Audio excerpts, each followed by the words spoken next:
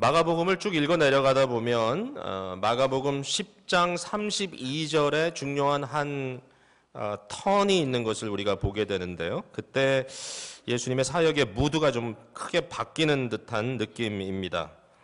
마가복음 10장 32절에 무슨 일이 벌어지냐 하면은 거기 보니까 예수님의 발걸음이 이제 예루살렘으로 확정되어 방향을 그쪽으로 잡고 가시게 되었다라는 얘기입니다. 이렇게 기록되어 있습니다. 예루살렘으로 올라가는 길에 예수께서 그들 앞에 서서 가시는데, 이는 마치 예수님께서 전쟁터로 나가시는 한 장수처럼 맨 앞에 서서 아주 담대하게 싸움터로 나가는 그런 모습이죠. 그때 그들이 놀라고 따르는 자들은 두려워하더라. 이 순간에 제자들의 분위기는 상당히 지금 냉각되어 있고 모든 사람들이 뭔가 긴장감에 쌓이는 그러한 상황입니다. 그 이유는 우리가 알죠. 그 이유는 예수님께서 예루살렘으로 가시는 이유를 이미 몇 번 설명하셨기 때문인데, 여기에서 다시 한번 예수님께서 12 제자들에게 당할 일을 말씀하여 이르시되 33절 보라 우리가 예루살렘에 올라가노니 인자가 대제사장들과 서기관들에게 넘겨짐에 그들이 죽이기로 결의하고 이방인들에게 넘겨주겠고, 여기 이방인은 로마 인들이겠죠. 그들이 능욕하며 침뱉으며 채찍질하고 죽일 것이라. 그는 3일 만에 살아나리라 하시니라. 예수님께서 어떠한 고난을 구체적으로 당하실 것인지를 예수님께서 아주 자세하게, 좀 어떤 의미에서는 필요 이상으로 마음 아프게 얘기하고 계시는 거죠.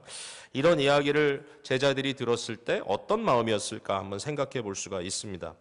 예수님께서 마지막에 그러나 3일 만에 다시 살아나리라 라고 말씀하셨는데, 이 부활에 대한 예고가 예수님 제자들에게 과연 크게 들렸을지는 모르겠습니다. 아마 그렇지 못했을 것 같다는 생각이 듭니다. 자, 이 상황은 이렇습니다. 이제 예수님께서는 예루살렘을 향하여 올라가시고 이제 예루살렘에 곧 입성하시고 일주일이 끝나기도 전에 그분은 십자가에 달려 돌아가시게 될 것입니다.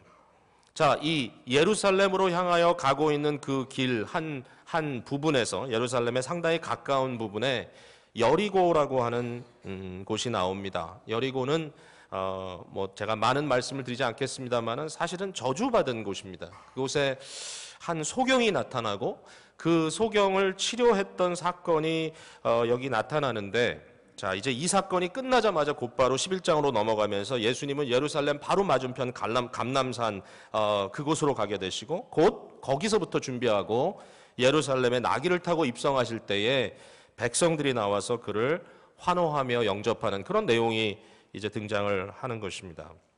자, 이 과정 속에 오늘 함께 읽은 이 본문의 의미를 저희들이 한번 생각해 보면 아마도 그 내용이 우리 마음속에 좀 잘 들어올 거라고 생각됩니다. 왜 이 상황 속에서 마가복음을 기록하고 있는 기자는 왜 이때에, 사실 여러 가지 사건이 있었을 것이고 또는 심지어는 여러 다른 치유 사건들이 있었을 수도 있음에도 불구하고 특별히 이 사건을 빼어서 이 바디메오에 대한 이야기를 여기에 기록하고 있는지 한번 생각해 봤으면 좋겠습니다. 의미가 충분히 있다라고 생각이 되네요. 자, 첫 번째로 우리가 생각할 것은 이 바디메오라고 하는 사람의 이름입니다. 그의 이름이 등장한다는 사실이죠. 자, 여기 디메오의 아들 바디메오라고 하는 이름이 등장을 하는데요. 이게 굉장히 특이하다라는 생각을 안 할 수가 없어요. 왜냐하면 성경에 이 치유 사건이나 이적 사건이 굉장히 많이 나오는데 실제로 고침을 받은 사람의 이름이 구체적으로 언급되는 경우는 극히 드물어요. 회당을 지키는 야이로의 딸, 이 정도도 나올 때는 있죠. 그것도 드물어요. 그 딸의 이름이 아니라 아버지의 이름이 나온 거죠. 여기는 아버지의 이름과 실제로 그 고침을 받은 바디메오라고 하는 사람의 이름이 그대로 명시되어 있다고 하는 것 자체가 좀 굉장히 특이하다. 왜 그랬을까라는 질문을 안 할 수가 없는 거죠. 여러분, 마가복음은 모든 복음서 중에 가장 먼저 쓰여진 복음서입니다. 주후 60년대 초반에 60년 초반에 쓰여진 그러한 복음서, 가장 먼저 쓰여진 복음서, 다시 말해서 초대교회의 교인들에게 가장 가까이 와 있는 그러한 복음서라고 말할 수 있는데요. 이 복음서를 기록하는 이 마가가 바디메오라고 하는 이름을 여기 삽입한 이유가 있었을 거라는 생각이 듭니다. 그 이유는 제가 추측하건대 이는 아마도 바디메오라는 사람은 초대교회에 상당히 알려진 인물이었을 거다라는 얘기입니다.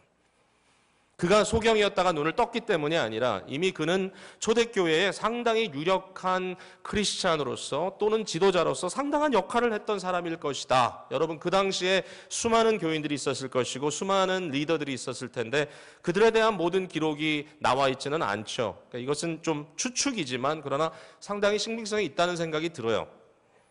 아마도 누군가 마가복음을 이제 처음 읽어나가면서 여기에 이 바디메오에 대한 기사가 나왔을 때 그 사람들이 이렇게 얘기했을 거라는 거죠. 아, 그 바디메오가 이 바디메오인가 보다. 내가 알고 있던 그 어느 도시에 있던 그 유력한 그리스도인, 그 지도자, 바로 그 바디메오가 바로 이때 예수님을 만났구나. 바로 이때 그의 눈이 떠졌구나라고 하는 그러한 아마 반응들이 있지 않았었겠나라는 생각을 해봅니다. 바디메오는 아마도 초대교회의 유력한 그리스도의 증거자가 되었을 것이다라는 생각을 해봅니다. 자, 그런 한번 전제를 깔고요. 여기에 바디메오의 한번 간청하는 모습을 같이 보겠습니다. 바디메오가 뭐라고 예수님께 간청을 하냐면요. 한마디로 이런 얘기입니다. 나를 불쌍히 여기소서. Have mercy on me. 한 번 하는 것이 아니라 몇 번 반복해서 소리를 지르게 되고요. 그런 기록 자체도 두 번이나 반복해서 47절, 48절에 나오고 있어요. 나를 불쌍히 여기소서. 이게 그의 기도죠. 자, 이 말의 의미가 과연 뭘까요? 물론 그가 너무나 어려운 상황에 있으니까 나를 좀 도와달라라고 하는 말로 이해될 수도 있겠지만 그러나 더 큰 의미가 있다라는 생각이 듭니다. 한번 살펴보겠습니다. 여기에 이 소경입니다. 맹인입니다. 볼 수 없는 사람입니다. 그러며 아울러 그는 거지라고 표현되어 있어요. 거지였으며 그는 소경이었다. 자, 그는 자신이 스스로 생산적인 삶을 살 수 있는 능력이 도저히 되지 않아서 결국은 사람들에게 구걸하고 도움을 받아야만 생존할 수 있는 상태였다라는 것입니다. 스스로 살아갈 수 없는 사람, 반드시 도움을 받지 않으면 생존할 수 없는 자리에 빠져 있는 사람인 것이죠. 오늘날의 어떤 장애우들의 상황보다도 훨씬 더 비교할 수 없을 정도로 어려운 그 당시 시대에 참 이러한 사람들이 얼마나 힘들었을까 상상해 볼 수 있죠. 아마 상상 이상일 것입니다. 사회에서 가장 비천한 계급, 배급이라고 할 것조차 없는 가장 어려운 자리에 떨어져 있는 이 바디메오의 모습입니다. 이런 질문을 한번 해볼 수 있을 것 같아요. 바디메오가 소경이었기 때문에 거지가 된 것일까? 그가 볼 수 없었기 때문에 거지가 된 것일까? 근데 생각해 보면 분명히 그에게 아버지가 있었다는 사실이 생각이 납니다. 그에게는 디메오라고 하는 아버지가 있었고 그는 그 아버지의 아들이었어요. 그런데 그 아버지가 있었음에도 불구하고 그 아버지는 이 아들의 생계를 책임질 수 있는 능력을 지니지 못했었다는 것입니다. 여러분, 1세기에는 가족이 소셜 시큐리티입니다. 오늘도 그런 면이 적지 않지만 그 당시에는 가족이 있어서 가족을 돌보게 되어 있는 거죠. 바울도 그런 얘기했죠. 자기의 친족을 돌보지 않는 자는 불신자보다도 못하다라고 얘기했던 기억이 납니다. 결국은 아버지가 있었고 그에게 가족이 있었기 때문에 그들이 분명 바디메오가 이처럼 어려운 상황에 있었으면 그들을 돌봐줘서 생존할 수 있도록 해야 되는데 그는 거지가 되어서 길거리에 던져져 버려 있었다라고 하는 얘기죠. 굉장히 안타까운 현실이죠. 이 사람이 얼마나 불쌍합니까? 사회적으로 아무런 쓸모가 없는 것처럼 보인다라는 것입니다. 아무 사람도 그에게 일을 주지 않습니다. 어느 누구도 그에게 도움을 물론 청하지도 않습니다. 별로 도움이 되지 않는 사람이에요. 사실은 도리어 남에게 짐이 되고 부담이 되는 존재였다라고 이야기를 해도 과언이 아닐 것입니다. 이 시대, 이 사회 질서 속에서는 실제적으로 존재하는데 너무나 힘들고 어려운 이 사람, 도대체 이 사람의 이 상황 속에서 어떠한 변화가 일어날 수 있느냐? 자, 바로 그게 오늘 본문에 등장하고 있는 내용이라고 저는 생각이 됩니다. 바디메오가요, 예수님이 지나가신다는 소식을 듣게 됩니다. 바디메오가 예수님을 부를 때 굉장히 놀라운 표현을 쓰고 있습니다. 자, 일단 주위 사람들은 예수님을 뭐라고 부르고 있냐면 그를 나사렛 예수라고 부르고 있습니다. 47절에. 나사렛 예수시란 말을 듣고 소리질러 이르되 그랬습니다. 분명히 사람들은 바디메오에게 자, 나사렛 사람 예수가 온다라고 이렇게 말했다는 것이죠. 나사렛이라는 것은 예수님의 그 성장한 그 고장을 얘기하죠. 예수님이 나사렛에서 나지는 않았지만 나사렛에서 성장하셨기 때문에 예수님을 나사렛 사람 예수라고 불렀던 거죠. 이게 결국 예수님의 이름이죠. 나사렛은 낙후된 곳이죠. 변두리죠. 나사렛은 갈릴리 중에서도 가장 힘없는 고을이었습니다. 예수님이 나사렛에서 오셨다는 그 이유 하나만 가지고도 예수님이 시시해 보일 수밖에 없는 참 별로 도움이 되지 않는 예수님의 정체성이었던 것이죠. 그런데 나사렛 예수가 오신다라는 말을 듣고 바디메오는 나사렛 예수여라고 부르지 않죠. 여기 보니까 다윗의 자손 예수여 나를 불쌍히 여기소서라고 외치고 있었다라는 얘기입니다. 다윗의 자손 예수, 다윗의 자손 예수. 별 볼 일 없는 변두리 나사렛 예수가 아니라 바디메오의 마음에서 사모하던 이 다윗의 아들 예수, 다윗의 아들, 다윗의 자손 예수라는 말은 선지자들이 예언한 것이죠. 하나님께서 다윗 자신에게도 약속했던 이야기잖아요. 내가 너에게 아들을 줄 텐데 그 아들을 통하여 내가 영원 무궁토록 왕노릇하리라. 결국은 메시아에 대한 이야기고 왕에 대한 이야기입니다. 그들을 구원할 새로운 왕, 새로운 이스라엘, 새로운 시대를 이끌어갈 왕으로 다시 오실 그분, 바로 그리스도. 그분을 기대했던 거죠, 이스라엘 백성들이. 근데 그 이스라엘 백성들이 그런 이야기를 하지도 않았는데 사실 뭐 나중에 보면 이제 예수님께서 예루살렘에 입성하실 때 그때 백성들이 호산나 호산나 외치면서 다윗의 자손이여 이러면서 외치죠. 그러나 사실은 그 외침이 어디서부터 시작되었느냐 생각해 보면 여리고의 바디메오로부터 시작됐다라고 이야기할 수 있는 겁니다. 바디메오 한 사람의 외침이 결국은 그 수많은 사람의 외침으로 이렇게 이어졌다라고 이야기할 수 있는 그러한 내용이 여기 나오는 거죠. 다윗의 아들, 새로운 왕. 여러분, 여기에 바디메오가 예수님을 나사렛 예수가 아니라 다윗의 자손 예수라고 불렀을 때, 즉 그를 왕이라고 그가 불렀을 때 거기에 이어서 그가 간구하는 말, 나를 불쌍히 여기소서라는 말은 그냥 좀 나를 도와주세요라는 얘기가 아닙니다. 나를 불쌍히 여기소서, have mercy on me 라고 하는 말은 당시의 왕 앞에 정말 억울함을 품고 있는 백성들이 가서 하는 얘기였어요. 왕에게 나아가 자기의 모든 사정을 내어놓고 주님, 왕이여 나를 좀 불쌍히 여겨주셔서 나의 문제를 해결해 주십시오라고 부르짖는 그러한 백성들의 음성이었다라는 거죠. 결국 무슨 얘기예요? 바디메오가 지금 이 현 시대에 이처럼 애처롭고 정말 어떻게 보면 소망이 없는 사람으로 살고 있지만 그는 마음속에 예수 그리스도를 향하여 당신이 바로 이 세상에 오실 그 왕이시고 나는 당신의 나라에서 당신의 백성으로 살고 싶습니다라고 외치는 거예요. 나는 당신의 나라 백성이 되고 싶습니다. 나는 당신이 이끌어주는 그 나라의 백성으로 당신의 국률 밑에 당신의 도우시는 그 날개 아래 내가 살고 싶습니다. 나를 국률이 여겨 주시옵소서. 이것은 굉장한 믿음의 표현이죠. 그냥 단순히 어려우니까 좀 먹여달라, 어려우니까 좀 살려달라, 내가 정말 살기가 어려우니까 좀 고쳐달라라는 그러한 음성이 아니라 그는 예수님께 나의 왕이요, 나의 주인이시여, 당신이 이제 새로운 나라를 이 세상에 가지고 오실 텐데 나는 그런 나라에 가고 싶습니다. 내가 그 나라에서 당신과 같은 왕이 다스리는 그 나라에서 내가 당신의 백성으로 보호함받고 살고 싶습니다라고 얘기를 하는 거죠. 여러분, 사실 바디메오는 한 맺힌 사람이에요. 바디메오는 마음속에 울분이 쌓여있는 사람이었는지 몰라요. 바디메오가 살고 있는 그 시대에 그 현실 속에 바디메오는 소망이 없어요. 소망이 없는 뿐 정도가 아니라 완전히 밑바닥에 떨어져 있는 인생이에요. 그러나 그에게 이러한 마음 아픈 그의 인생에게 임한 복음은 예수 그리스도가 오셔서 새로운 나라를 만들어 가신다는 겁니다. 물론 이 세상의 나라는 아니죠. 그러나 이 나라는 하나님의 나라요, 궁극적인 나라요. 이 나라야말로 진정 사람들을 인격적으로 회복시키는 나라라는 것이죠. 바디메오의 나라. 바디메오 같은 사람들이 백성이 되는 나라. 아니, 나사렛 사람 예수가 이끄는 나라. 인간적으로는 가장 별 볼 일 없는 것 같지만 그러나 하나님 앞에 가장 위대한 영적인 믿음의 사람들이 함께 살아가는 나라. 이러한 나라에서 바디메오가 살고 싶다라고 고대하는 겁니다. 정말 여기서 살고 싶습니다. 그러나 그 시대 사람들은 그를 시끄럽다고 하죠. 48절에 많은 사람들이 꾸짖어 잠잠하라 하되 그가 더욱 크게 소리질러 이르되 다윗의 자손이여 나를 불쌍히 여기소서 하는지라. 이게 바디메오의 하트인 겁니다.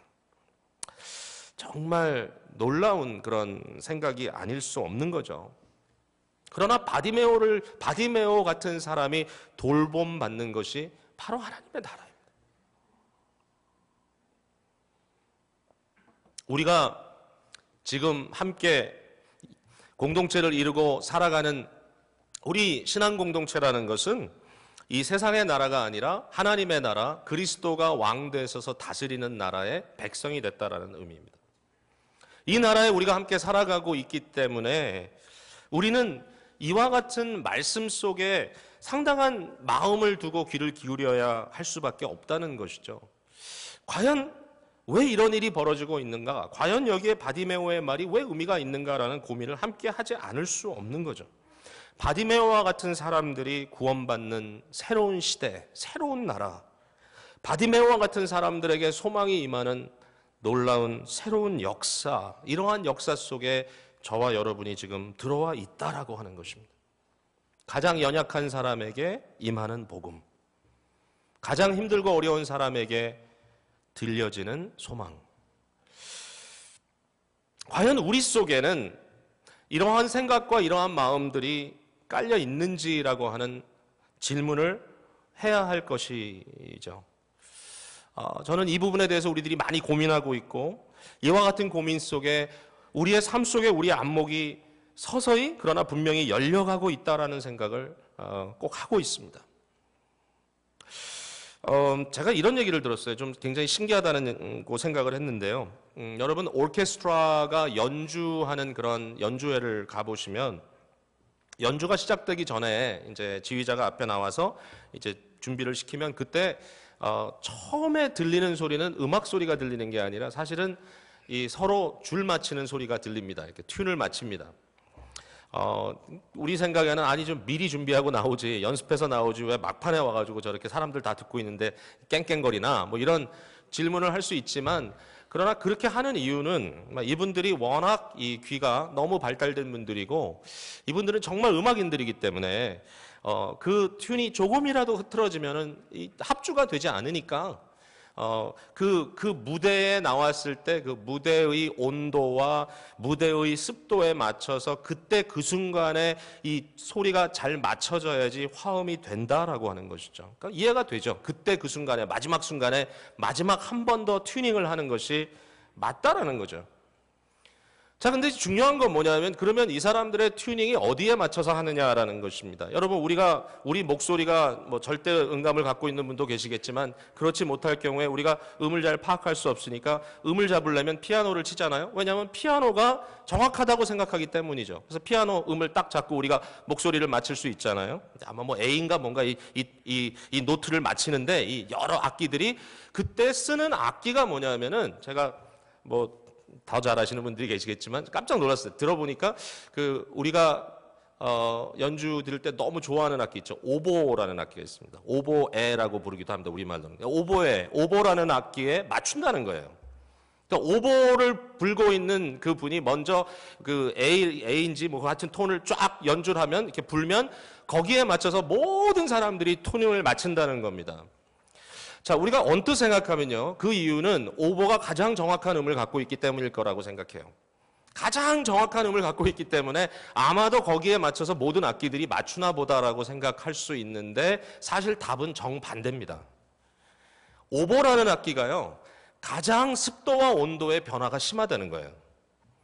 가장 변화가 심하고 가장 어떻게 보면 열악한 악기라는 거죠. 소리는 아름다운데 굉장히 연주하기도 어렵고 열악한 악기이기 때문에 그 가장 변화무쌍한 악기가 지금 어떤 소리를 내고 있느냐 그 소리에 맞춰서 다른 악기들이 맞춰준다는 거예요. 저는 이 얘기를 듣고 참 굉장히 감동이 왔어요. 마음속에 그 얘기를 듣는 순간에 아하, 이 오케스트라라고 하는 공동체 안에도 정말 복음이 있구나. 그냥 무조건 큰 소리 내는 사람의 목소리에 맞추라 또는 큰 소리 나는 악기에 맞추라는 게 아니라 가장 열악한 상황에 있는 악기에 그 형편과 상황에 맞춰서 모든 사람들이 함께 맞추어 가더니 아름다운 음악이 연주되더라. 여러분, 바디메오 같은 사람의 목소리에 맞춰질 수 있는 나라가 예수 그리스도의 나라라는 데 대해서 우리는 좀 충격을 받아야 된다는 것입니다. 그러니까 오늘날 이 하나님의 나라, 그리스도의 나라를 이야기하고 구원의 현실에 대해서 이야기하면서도 이 세상적으로 가장 강하고 힘있고 가장 많은 것을 가지고 있는 그러한 사람들이 여기서 당연히 내 목소리가 가장 크고 모든 사람이 나에게 맞춰야 된다라고 생각하는 것은 사실상 엄청난 오해라고 하는 것이죠.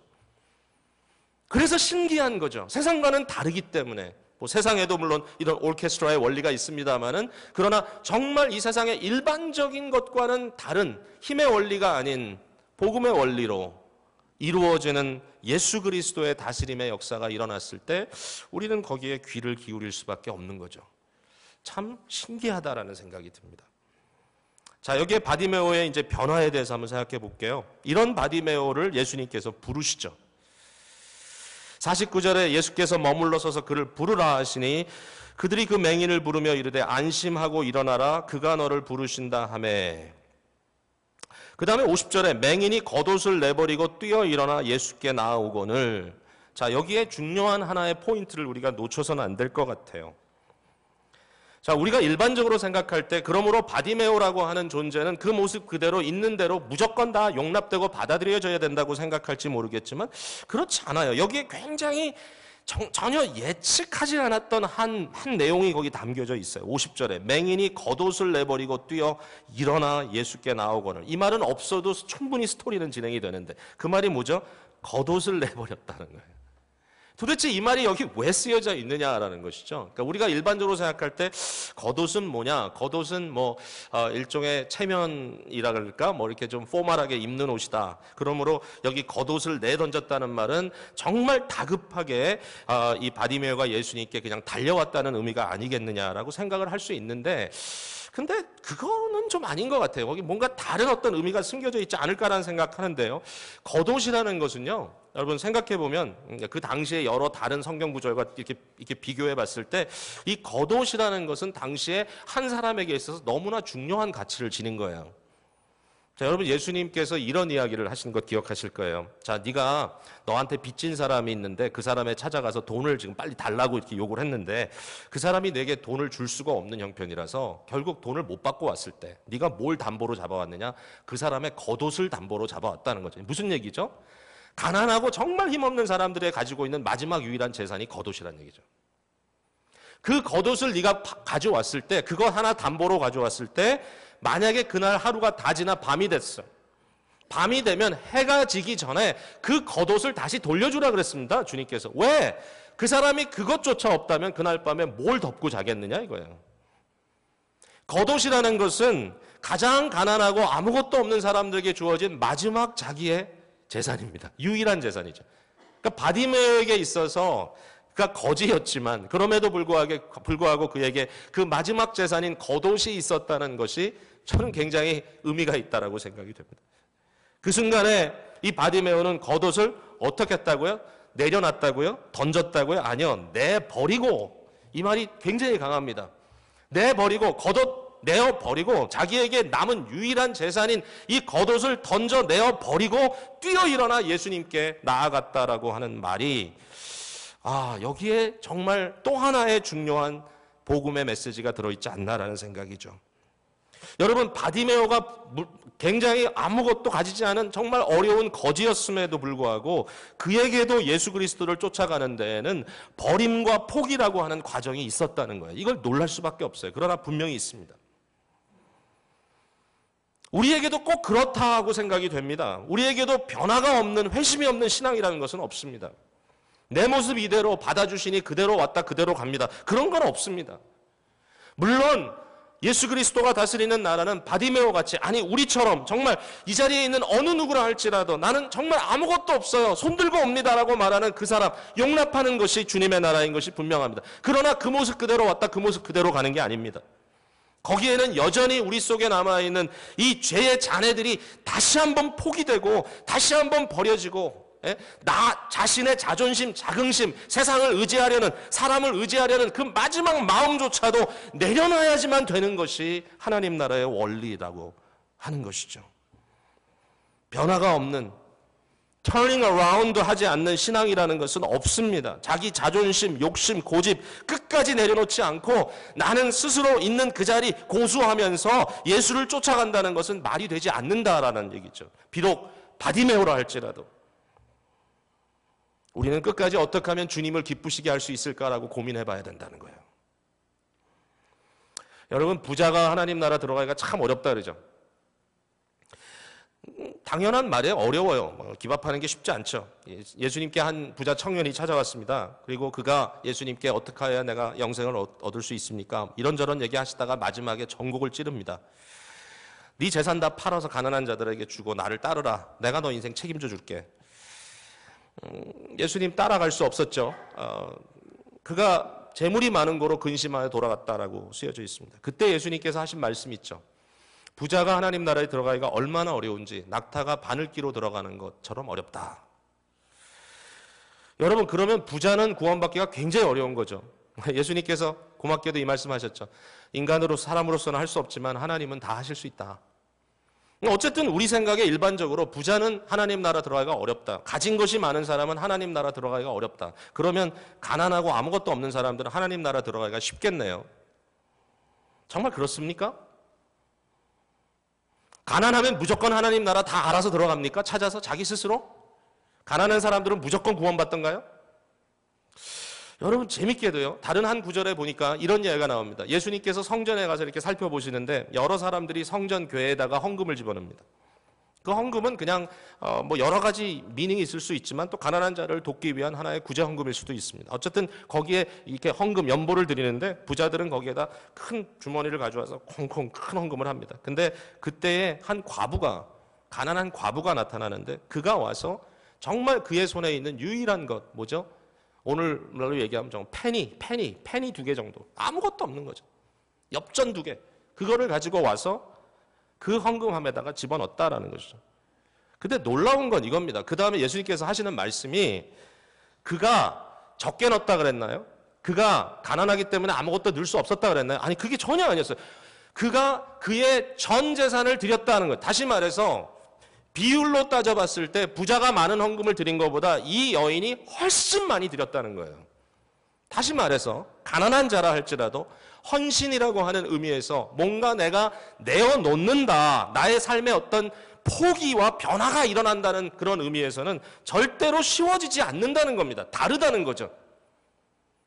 여러분, 이 자리에 있는 어느 누구도 나는 열약하고 나는 도움 받아야 될 위치고 나는 항상 사람들이 불쌍히 여겨야 되고 나는 남보다 많이 갖고 있지 않기 때문에 나는 무조건 도움 받아야 돼라고 생각하는 사람이 있고, 혹시라도 그 이유 때문에 나는 무조건 하나님 나라에 쉽게 들어갈 수 있어라고 생각한다면 아닙니다. 여러분, 혹시라도 여러분 마음속에 그 믿음이 하나님을 신뢰하는 믿음이 아니라 사람을 신뢰하고 사람을 의지하고 자꾸 인간적인 동정을 사모하는 마음이라면 그것도 버려야 되는 거예요.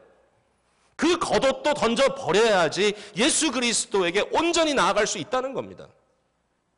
오늘 이 자리에 우리에게 들려주시는 바디메오의 경험된 복음의 의미는 저는 그렇게 심플하지 않다고 생각합니다. 열악하고 힘든 사람을 그냥 도와주셨다. 아닙니다. 변화를 유도하시는 겁니다. 그리고 또 한 가지 저는 이 부분이 굉장히 신기하게 느껴졌어요. 말씀을 읽다 보니까 굉장히 마음속에 감동이 왔는데 뭐냐면 예수께서 바디메오에게 말씀하여 이르시되 51절에 내게 무엇을 하여 주기를 원하느냐 이렇게 질문하셨다라는 것입니다.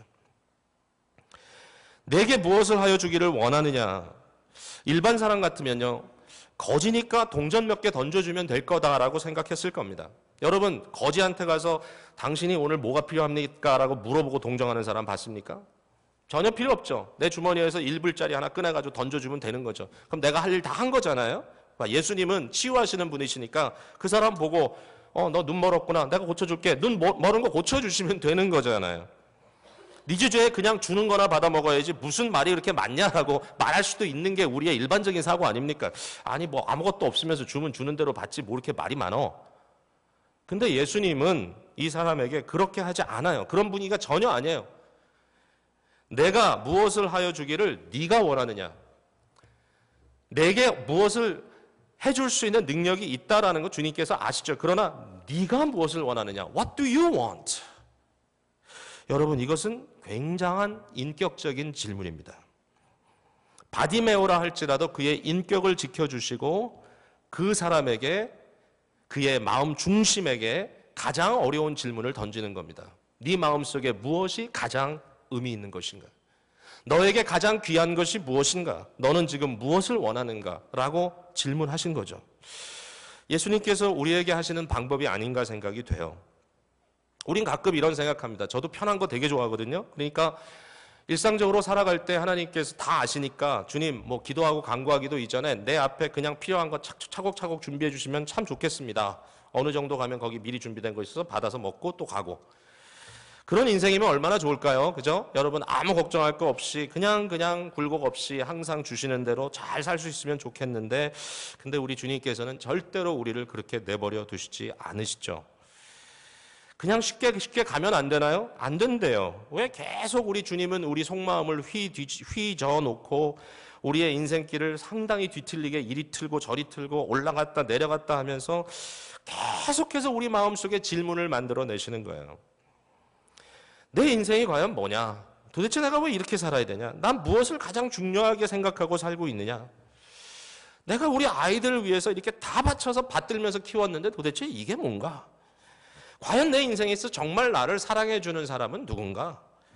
뭐 이런 좀 굉장히 엉뚱한 질문 같지만 그러나 나의 인생에 있어서 가장 중요한 질문들을 하지 않으면 안 되도록 끊임없이 나를 뒤틀어 놓으시는 하나님, 나의 길을 힘들게 하시는 하나님, 그것이 어떻게 보면 좀 하나님 너무 짓궂 주신 거 아니에요 라고 말할 수도 있지만, 그러나 사실은 그 마음 속에, 그 하시는 역사 속에 우리를 그냥 알아서 그냥 받아 먹어라가 아니라 끊임없이 우리를 향하여 질문을 하도록 만드시는 하나님의 손길이 거기 있다라고 하는 것입니다. 이러한 바디메오가 뭐라고 답을 합니까? 그가 선생님이여 내가 보기를 원하나이다 이렇게 질문을 합니다. 당연한 얘기죠. 소경으로 살던 자가 얼마나 보고 싶었겠습니까? 눈을 뜨기 원합니다. 눈을 뜨기를 원합니다. 자, 그러면 예수님께서 눈만 뜨게 해주시면 되잖아요. 근데 그렇게 안 하세요. 52절에 예수께서 이르시되 가라 내 믿음이 너를 구원하였느니라. 내 믿음이 너를 구원하였느니라. 너의 믿음 도대체 무슨 말씀을 하고 계시는 거죠? 자, 예수님께서 여기에 바디모에게 주시는 것은 단순히 그의 육신의 눈이 띄어지는 것뿐만이 아니었던 거죠. 그것보다 훨씬 더 큰 카테고리를 주님께서 말씀하고 계시는 겁니다. 네가 나를 너의 왕으로 부르고, 네가 나를 너의 구주로 부르고, 네가 나의 나라에서 살고 나의 국률의 날개 아래 살겠다고 이야기했던 그것처럼, 네가 하나님만을 전적으로 의지하고, 지난주에 우리가 함께 나눈 말씀처럼 오직 하나님의 절대적인, 하나님을 향한 절대적인 의존적 마음으로 그에게 나온 바로 이 순간 너의 믿음, 너의 영적인 회복, 너의 영적인 상태가 너에게는 구원의 시작이다라고 얘기하신 것입니다. 단순히 눈이 띄어졌기 때문이 아니라, 육신의 눈이 띄어진 것은 굉장히 놀라운 일이죠. 그의 눈이 띄어졌기 때문에 그는 참 감사한 일이었겠죠. 그러나 그것보다 더 중요한 것은 그의 눈이 띄어졌는데, 눈이 띄어졌기 때문에 결국 이전에 보지 못했던, 봐서는 안 됐던 세상의 어글리하고 아주 더럽고 추한 모습들을 그가 보았다면 무슨 도움이 됐겠습니까? 그러나 그에게 믿음의 역사가 일어나 그가 하나님으로, 그리스도를 그리스도로 영접하고 그 안에서 새로운 하나님 나라의 백성이 되는 역사를 체험했기 때문에 이것이 그에게는 놀라운 은혜요 복이었다라는 사실이죠. 그래서 의미가 있습니다. 그래서 무슨 의미일까요? 바디메오가 곧 보게 되어 예수를 길에서 따르니라 그랬습니다. 예수를 길에서 따르니라. 여기 따른다, follow라는 말은 굉장한 의미가 있다고 생각합니다. 뉘앙스가 강하죠. 바로 제자가 된다는 말입니다. 예수님의 발자취를 따르기 시작했다는 것입니다. 그가 예수님의 팔로워가 됐다는 얘기죠. 참 놀라운 일이죠. 이제부터 그는 예수님의 제자로서 그의 뒤에서 그를 따라가고 있는데 그가 어디로 따라갔을까요? 다른 곳이 아닙니다. 예루살렘으로 따라갔습니다. 아마도 바디메오의 외침이 수많은 종려주일에 그 종려가지를 흔들고 외쳤던 사람들의 외침이 되었을 것이고, 그러나 그뿐만이 아니라 바디메오는 이제 떠서 볼 수 있게 된 그의 눈을 가지고 예수 그리스도의 고난과 예수 그리스도의 십자가 사건과 예수 그리스도의 부활하신 모습을 직접 보았던 것이죠. 저는 바디메오의 스토리가 여기에 들어가서 이 순간에 바디메오의 눈이 뜨이고 결국은 그 바디메오라고 하는 사람이 아마도 초대교회의 놀라운 증거자가 됐다고 하는 것은 너무나 큰 의미가 있다고 생각합니다.